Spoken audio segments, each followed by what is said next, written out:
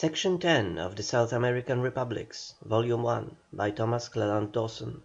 Recording is in the public domain. Recording by Piotr Natter. Part 1, Argentina, Chapter 8, Consolidation. After 40 years of struggle, no formula had been found which would satisfy the aspiration for local self-government, and at the same time secure the external union so essential to the welfare of the whole country. The questions between the provinces and Buenos Aires, and between the different cities, which were rivals in the race for national leadership, seemed to a superficial glance to be as far as ever from solution. There had, however, been a shifting of the material balance of power, which was soon to change the situation. The provinces had suffered most severely from the long civil war. Corrientes was well nigh a desert. In Santa Fe the Indians roamed up to the gates of the capital town, and the Andean provinces were isolated and poor. The long peace under Rosas's rule had increased the wealth and population of Buenos Aires. The city lost hundreds of enthusiastic young liberals, but it gained thousands who fled from the disorders of the interior. Its population had doubled since his accession. 30,000 English, Irish, and Scotch had crowded in to engage in sheep raising, and the rural population of Buenos Aires province was nearly 200,000. City and country together had doubled, while the rest of the Confederation had only increased one half. The capital province now contained 27% of the total population, and the proportion in wealth and percentage of foreigners was far greater. The number of sheep increased from 2.5 million in 1830 to 5 times that number, and by 1850 there were 8 million cattle and 3 million horses in the single province. All over the country rational ideas about government had made progress. The people were thoroughly sickened of military rule. Civilization, education, and general intelligence were spreading their beneficent influences. Industry, commerce, and the pursuit of wealth were absorbing more of the national energies. Urquiza, greatest of the caudillos, saw that without peace and union Entre Rios could not be ensured prosperity. He had no sooner entered Buenos Aires than he took measures looking to the framing and adoption of a federal constitution. After his victory he was named provisional director of the Confederation, but he showed no wish to play the role of a Rosas. All the governors met and agreed to the calling of a Constituent Congress, in which each province was to have an equal vote. As a further precaution against the predominance of Buenos Aires, the session was to be held in Santa Fe. The provinces were anxious to form a strong federation, and the only opposition came from Buenos Aires. Her statesmen did not realise that she was bound to be the centre of the system, and that the pull of her superior mass would, before many years, be sufficient to control the aberrations of the satellites. Though the Governor of Buenos Aires had agreed on behalf of his province, and though Urquiza's military power was overwhelming, the legislature of that province refused its assent. It was clear that Buenos Aires and the other provinces would not be able to agree upon a basis of union. The ambitious cities of the interior each aspired to take the place of Buenos Aires as the capital, and to this humiliation the latter city would never submit unless after another civil war. Urquiza determined not to use force, and retired to his ranch. As soon as he was out of sight, the city rose in arms against his nominees. The broad-minded Entre Rios chieftain sent back word that he had won the battle of Caseros for the sole purpose of giving Buenos Aires her liberty, and that he would not now intervene to prevent her making the use of it she chose. He even disbanded his troops. However, when the Buenos Ayrians marched an army to the attack of Santa Fe, where the Constituent Congress, attended by delegates from all the other provinces, was holding its sessions, he again took the field. A counter-revolution broke out in the rural districts of the Buenos Aires province against the faction dominant in the city. Urquiza joined his forces to theirs and besieged the town. A land siege was useless without a blockade on the water side, and Urquiza tried to establish one.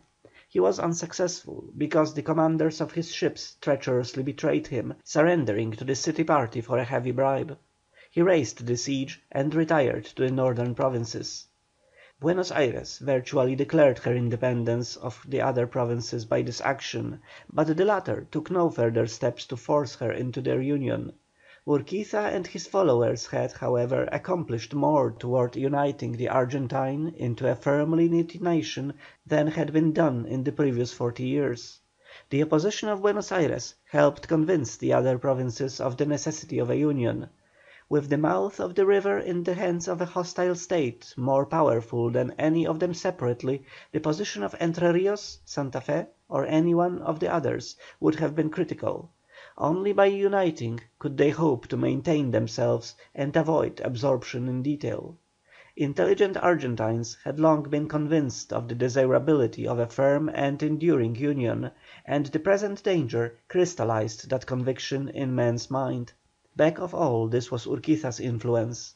At last a military chief had come to the possession of a supreme power who was willing to aid his country in establishing a stable and free government, and whose purpose was not merely the gratification of his own love of power.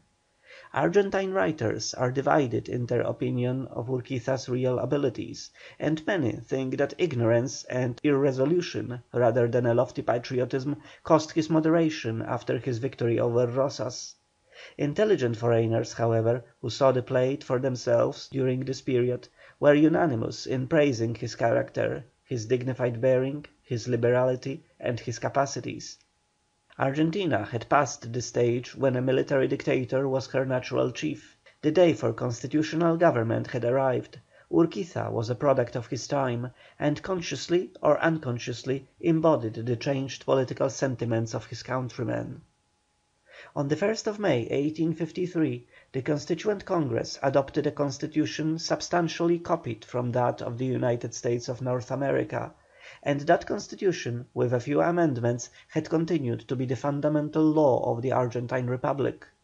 The navigation of the Paraná and the Uruguay was declared free to all the world, largely as a reward to Brazil for her assistance against Rosas, although she protested against the extension of that liberty to any nations except those who had territory on the banks.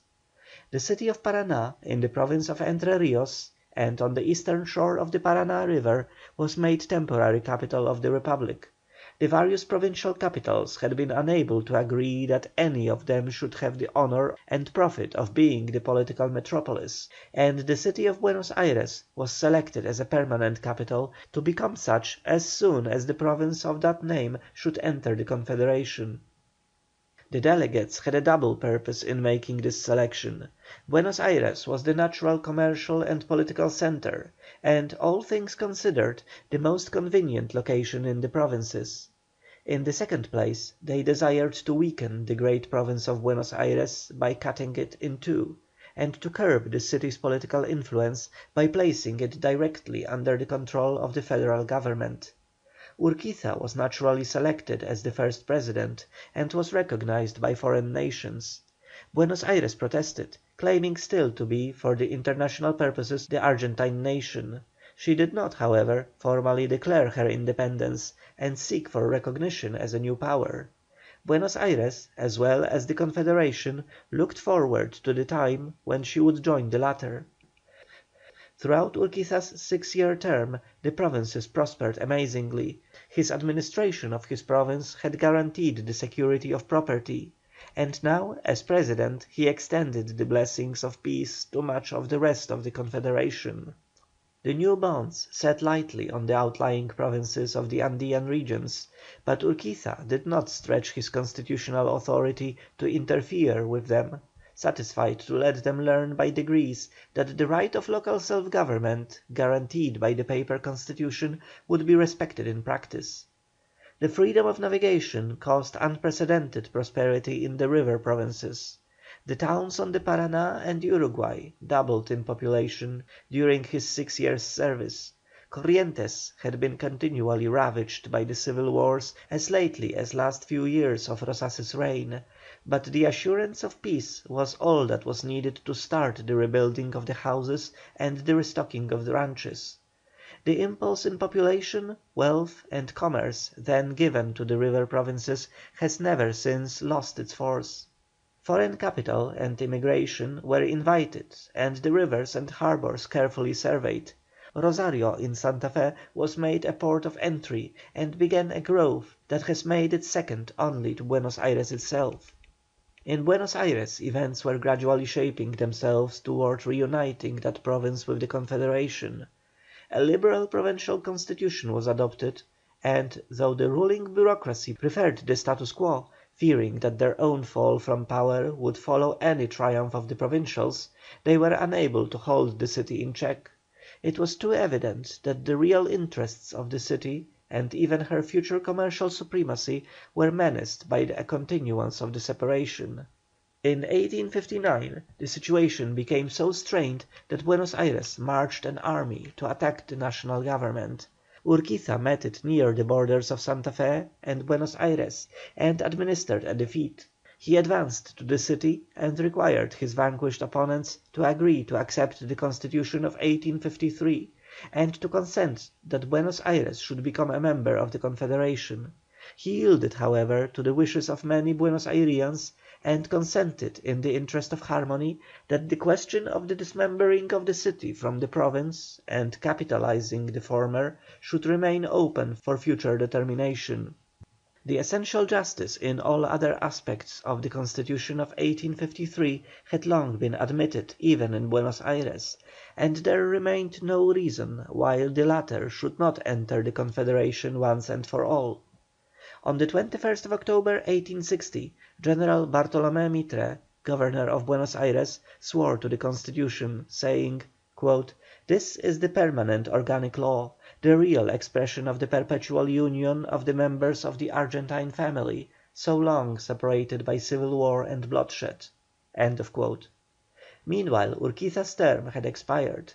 Dr. Derqui, his successor, was suspected of designs against the autonomy of the provincial governments. The assassination of the Governor of San Juan, and the succession of a member of an opposite faction, was made the occasion for federal intervention in the affairs of that province. The Government of Buenos Aires protested, and it became evident that this untoward event was soon to disturb the peace of the newly formed Confederation. The Federal Congress, under their key influence, refused to admit the members from Buenos Aires. Mitre marched out at the head of her forces, and at the battle of Pavón, September 17, 1861, he overthrew the provincial forces. Buenos Aires remained mistress of the situation. The governments of certain provinces had been imposed on their people by the Derqui administration, or they were obnoxious to the triumphant Buenos Aires party. They were overthrown and Derqui was deposed. Happily for the Argentine, Mitre was a sincere patriot, and, though young, was moderate and conciliatory. Made President of the Republic as the representative of the victorious Buenos Ayrians, he set about the final reorganization of constitutional government in a spirit of unselfishness, and with a foresight and skill that greatly aided to save his country from the sterilizing anarchy of civil war. The accession of Mitre in 1862 marked the end of the period of uncertainty. The government of the Argentine Republic was now finally and definitely established and fixed, after 42 years of conflict. The Constitution of 1853 was left unamended, except that Buenos Aires became the seat of federal government without being separated from its province or ceasing to be the provincial capital. The free international navigation of the rivers was not interfered with, and Buenos Aires abandoned her pretensions to special commercial privileges. She was thenceforward more and more the centre of gravitation and power for the whole Republic, but her influence came from legitimate natural causes, and was exercised within constitutional limits. The autonomy of the provinces was not interfered with, and it was no longer possible, even in the remotest districts, for a caudillo to rally at his call the gauchos, always ready for a raid, a campaign, or an invasion. Though the form of the federal government was fixed, and its theoretical supremacy has never since been questioned, its real power at first was feeble. Urquiza was master in the Mesopotamian provinces, and in case of need Mitre could count on little military help except from his own province. The only result of the battle of Pavón, which was immediately apparent, was the shifting of the centre of power from Urquiza's capital to Buenos Ayres. Nevertheless, henceforth the tendency was constantly towards strengthening the bonds of union. Urquiza and the other provincial governors showed no disposition to attack the central authority, and in turn the latter was careful to avoid useless aggressions against them. The problem of reconciling provincial rights with the existence of an adequate federal government had at last been solved. The nation passed on to a still more difficult question, the smooth and satisfactory working of democratic representative institutions in the absence of an effective participation in public affairs on the part of the bulk of the population.